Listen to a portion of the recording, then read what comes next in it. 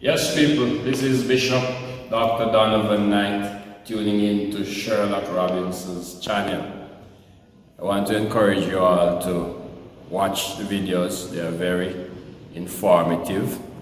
Yes? And subscribe, like, and share these videos. And give him all the support you can out there. He's doing a wonderful job, fantastic job in the community, just highlighting the work and projects that are happening in our small communities. Pray for the man and give him your support. Respect. Yes, good evening, Cheryl. How would I say good afternoon? Good afternoon. How are you today, ma'am? I'm feeling good. All right, I just wanted to see this as a privilege, to really conduct or to do this long overdue interview in promoting your book, Meticulous. Meticulous attention to injury. But before we get to the book, I guess first the viewers would want to know who is Cheryl as it relates to your public life. So, first question, where were you born? And As a matter of fact, we're all born in Kingston. My mother has 4 children. And everybody in Kabla here knows my mother for the most part. Some know my father, or some knew my father. But we were already born in Kingston. And then we moved to this community where we're still at. okay. So, what school did you attend? When we left Kingston, we came back to the Mount Olivet Primary. Then I went Okay. on to Knox and did my tertiary studies in Kingston. I did a little bit of studies in England too. So, you're a passing of Mount Olivet Primary and Knox. Wow. So, Went to Shortwood, went to University of the West Indies. okay. I'm a proud Pelican. Yeah. So, let me ask you though, when you were going to Mount Olivet Primary School, were you seen as a bright spark, or you were just an average student, or how would you describe yourself? No, nothing about me was average. My teacher said, she said, listen to me, I see promise in you. No, I went to primary school in a time when they would have divided the classrooms. Yes. And those on the, let's say the brighter side will get more attention. And then Yeah. those on that side, it should not have been so. As a teacher now, looking back, it should not have been so, but that was what took place back then. So, and as a child growing up, we grew up among books. Yes. We had to read. I am the youngest of all my siblings. And we grew up in a household filled with books and comics and all kinds of books. And we had to read and we had to master the English language. We had to speak properly. My mother, she's a stickler for standard English. I think that has helped me to become the person I am today. Okay. And then you transition from there to Yeah, man, we passed. Back then it was common entrance. Common entrance, yes. And I passed the common entrance and I went to Knox. But I've always been a reader, always been a lover of words and writing and anything to deal with literature. That has always been. Okay. I read the sports page, the Financial Times, anything that has on words. So you were an excellent reader then, I love a I book read, from yes. your growing up. That was And instilled in us. from currently very instilled in young. you. Okay. And you say you transition from Knox to where? After Knox, I went, I think I did a year or 2 working, then I went abroad. I went to community college then. I went to England for some time. Did a bit of studies in England and came back home. Okay. And after England, after did the studies and came back home, I think that was when I went to Knox. And then I went back to Knox Community College after that, where I worked there for 5 or 6 years. Okay. And Good. after that, then I went to Kingston to begin my tertiary studies. So which one of the university did you attend? At first, I went to Shortwood Teachers College, Okay. and after Shortwood, I moved on to the Warner campus. So how was life like studying at a tertiary institution? I have fond memories of all my tertiary years. I have fond memories. You see, if you find like-minded people and you're able just to, I pursued academic excellence Yes. while having fun. It was not just book. We pursued, I found another young lady and we pursued excellence, but we ensured we had fun and we paced ourselves and organized our time, and we came out for the better. So can I ask you, what did your major in while you were at the university? You were saying this. Okay, let me go back. When I went to Shortwood, my major there was Spanish linguistics. I'm a teacher of Spanish. Oh, you're a Spanish teacher? And I also teach English language. I also teach literature. And then I went on to university and I did straight Spanish, and I've been doing straight Spanish since. Okay, so you're a Spanish teacher? Yes, but currently I think I would, as a teacher with approximately 20 years experience, I would want to go back and do something in literacy. Some literacy skills, because too many young people, too many children are unable to read. Sometimes they can identify words, Yes. or they can pronounce words or try to pronounce words, but that is just not reading. Sure. Reading needs correct pronunciation, correct intonation, and the whole emotional thing behind it. So many of our students are lacking. So even at high school, at the high school level, I see many students who come in and are unable to read properly. And I would support, you know, and the reason for this, because if you really think about it, right? In the era that we're now living in, when this technological era where persons spell some words and, you know, like you said, you are, they say you are, and those kind of things. And I think it will affect, It has had an impact certain in their exam. academic writing, because they transfer the shortened form, the contracted form, Yes. to the formal writing, and it's just not accepted, but still they do it. But I think, and I'm making an appeal to parents right now, parents, if you can ensure your child masters the very beginning, the phonetics of the language, the sound of the consonant blends, if your child can identify the sounds the vowels make, whether they be in the long form or the short form, that child is on his or her way to reading. So it's not, and it should not be left up to the teachers entirely. Parents, as I'm a parent too, as parents we have to do more for the children. It's a public appeal, parents. Invest in your child from now, because when your child gets to the high school, it's embarrassing for you, and it's embarrassing for that child when he or she lacks the mastery in simple stuff. You might have a child at grade 9 reading at the grade 6 level. Yes. You have a child at the grade 11 and he or she is reading at the grade 8 level or grade 6 level. So I'm gonna share what worked for me and my child. He was also surrounded by books, and everything in the house became a learning tool. Everything was a learning tool. Every word he heard, he had to pronounce it. Every word, you know, every little thing. Yes. And I'm seeing where it has helped him. So parents, you can also try that too. Because if your child can read, he or she can master anything, absolutely anything. Well, as a parent myself, you know, I try to tell my boys, because I got 2 boys, that when you can read, it helps to Yeah, man. broaden your vocabulary. Anybody. You are more, can play with words more. And half, maybe not half, but a lot of your problem have been solved once you can read. If a child is able to read, remember, and I'm a strong proponent for the English language. Yes. I have a strong mastery of patois. You can talk patois better than anybody else. You know that. But I am able to code switch easily. Yes, true. And I'm not batching patois. Me talk it good. But there's a time and there's a place for patois. In all our exit exams, we have the City and Guilds, we have the CAPE, and we have CXC and NCT, VET, and all of those kinds of exams.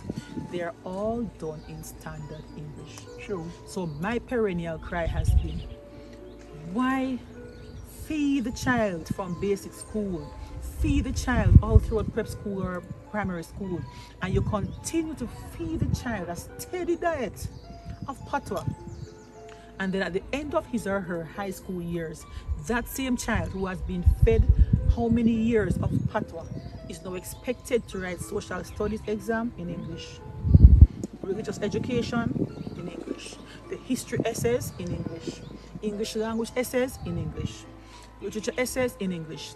Yes, he or she can write a little patois in the exam, but it is in quotation marks, and Yes. you're not expected to do the entire essay.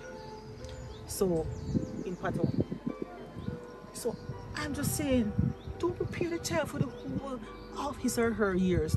From 3 years old, they enter basic school. They leave they leave primary school at 12. Enter high school. Leave high school at 17 years. And all those years you have been exposing the child predominantly to patois. And then at the end of the grade 11 program, the end of grade 12 or 13, you're going to present the child with all exams to be done in standard English. You would have lost all those years. Well, I think as a parent, you're appealing to myself, because you touched some very important pointers where I didn't read into them that I didn't read into them so much.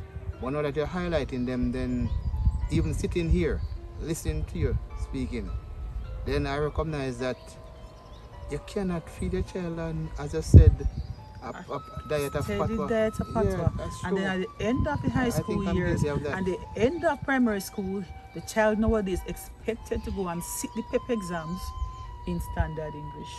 That's true. When the child goes to school, the child hears patois. The child goes to the playground, the child hears patois. The child goes home, the child hears patois. The child goes to church, the child hears patois. So, in the taxi, patois. And then when he gets to school now, the end of grade 5, the end of grade 4, the end of grade 6, the child is handed an exam script, standard English. So parents and guardians, including myself, Cheryl, is appealing to us.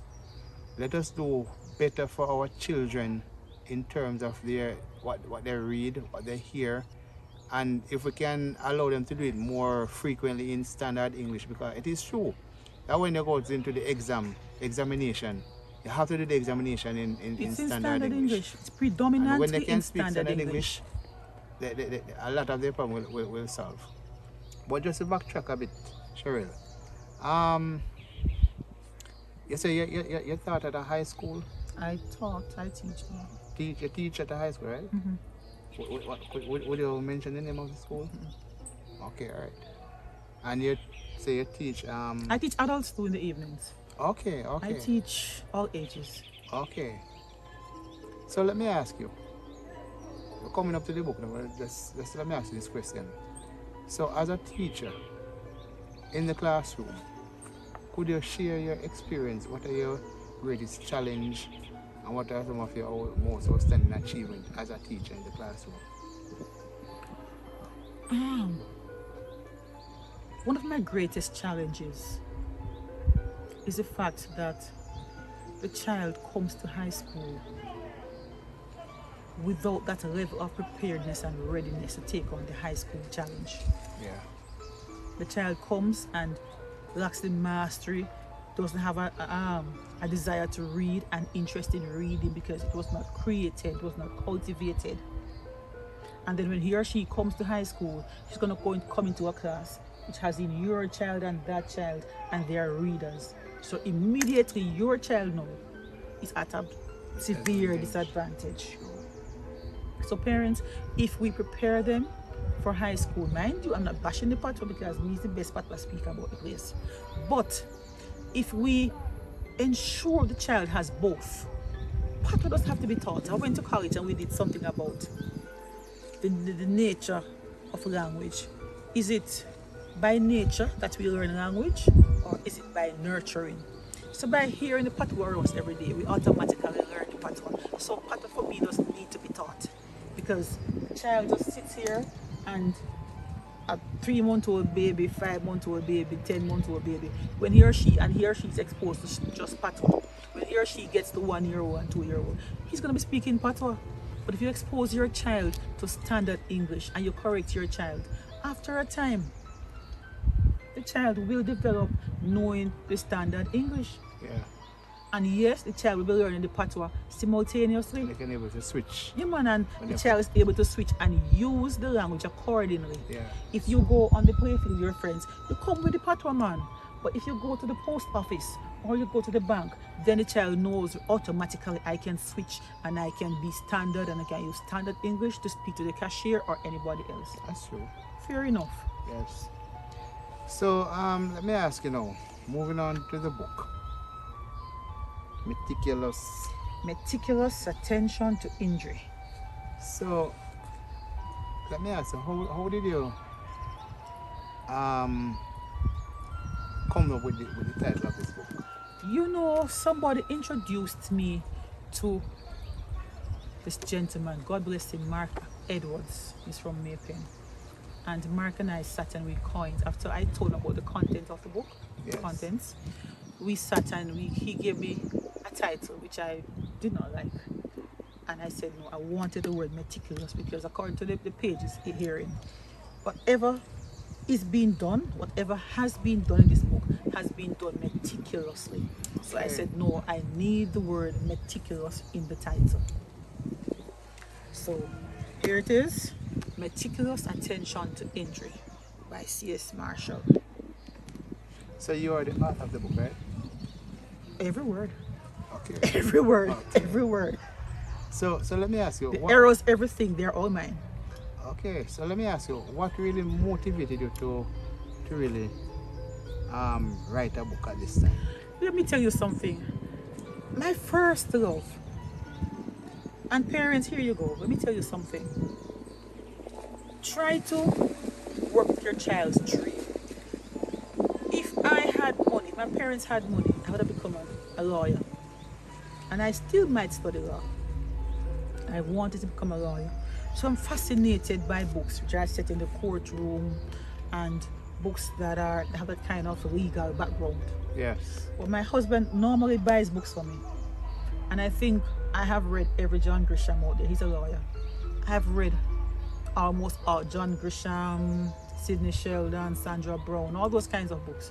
Okay. And I think I said, you know, I can't find anything else to read right now. I'm an avid reader. When I say avid reader, I'm an avid reader.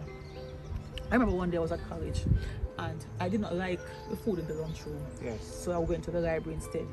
And there was I think it was the year when Shane Warren, I think he was found guilty of some drugs, something else. I can't recall. A cricketer. Yeah, man, you know, Australian. Yes, man, Australian.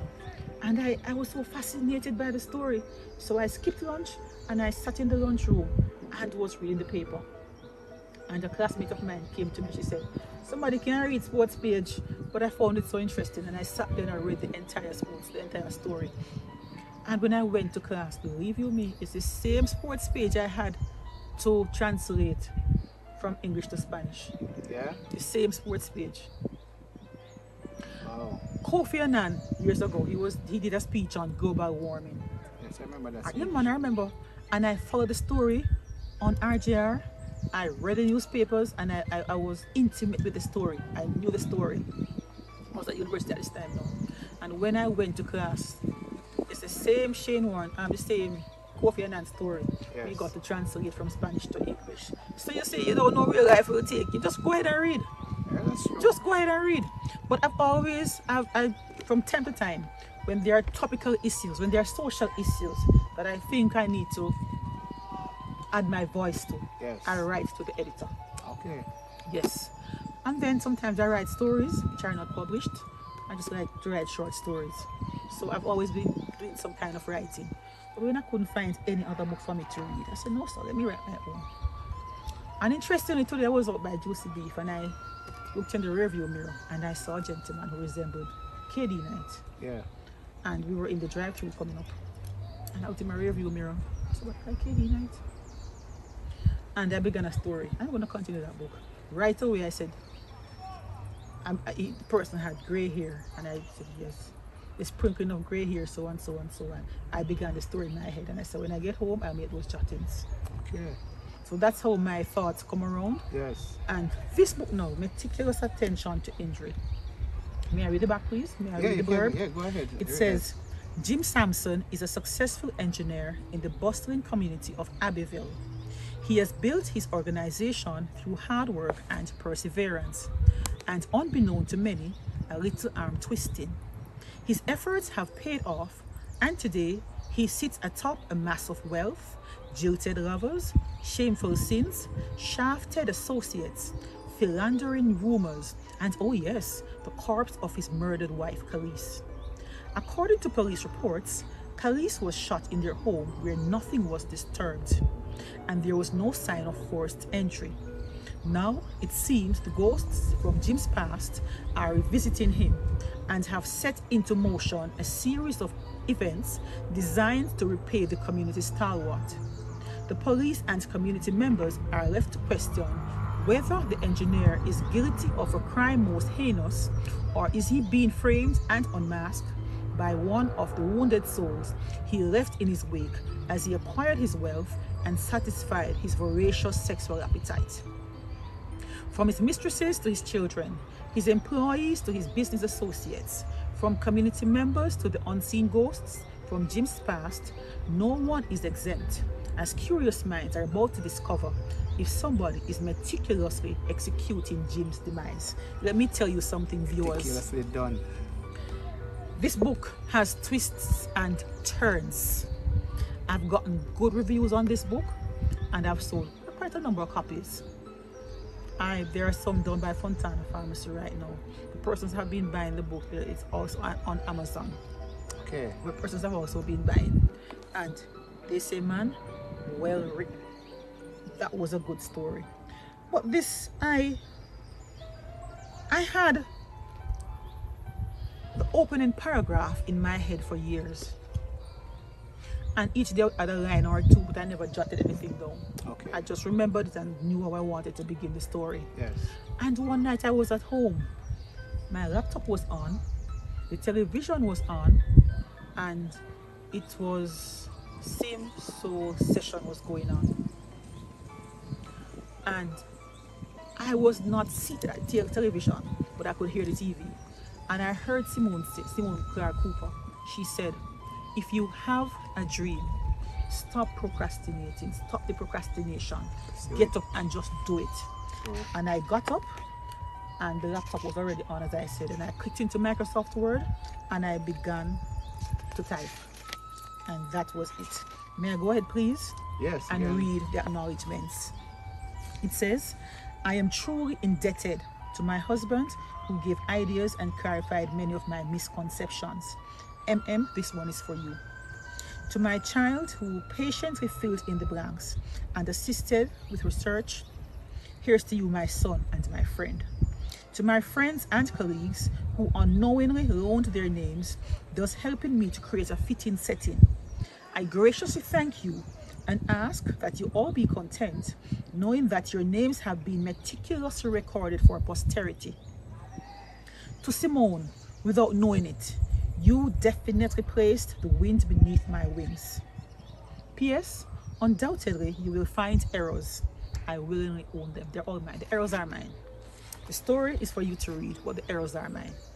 So will there be a follow-up, a volume 2, or? You know, somebody said to me, this story, as a teacher of English, Yes. you know you can write from different perspectives. You can write from the first person narrative, or you can write from the third person narrative. You can write and I am in the story. Yeah. Or the story can be written and I am the one telling the story, but I'm external to the story. Yes. Somebody said to me, no, you can rewrite the book from somebody else's point of view. Yeah, that's a brilliant idea. Yes, he said to me, you may go ahead now and write the book from somebody else's point of view and put a different spin on it. But yes, I intend to have a sequel. I have one which I'm working on right now. I have not yet come up with the title, but I have another book coming out. But I intend to continue this one. I love this book. Trust me, this is a good read. It is awesome. Well, viewers, let me tell you, from my experience, I have not completed my copy as yet because I have a copy. But so far, I think I reached the first part of it, moving to chapter 2. And so far, it is really interesting. I am really an average reader, you know, but I think at some point I will complete reading this book because it has so much in it. Twists and So turns. much twists and plots and full of excitement. So I'm imploring you, please to go out and get your copy. I'll have some copies also that I can sell, so you can contact me. So viewers, please, I'm asking you, please to get a copy of this novel. Meticulously, attention. Meticulous. Meticulously, Meticulous. meticulous Attention. attention To injury. to injury. Very fascinating book. And it is written by C.S. Marshall. That's me. So, Cheryl, it was nice having this interview, this Long overdue. You've been chasing interview. me and I've not been able to find the time. So finally, So I am just finding the time we're here. and I'm happy I came. And our viewers, I implore you to watch this and tune in. This is the Sherlock Robinson YouTube channel. And stay tuned. We have more interviews coming up. But until then, we catch up with you. Enough respect, enough love. Thanks for the support. The word is peace. Out.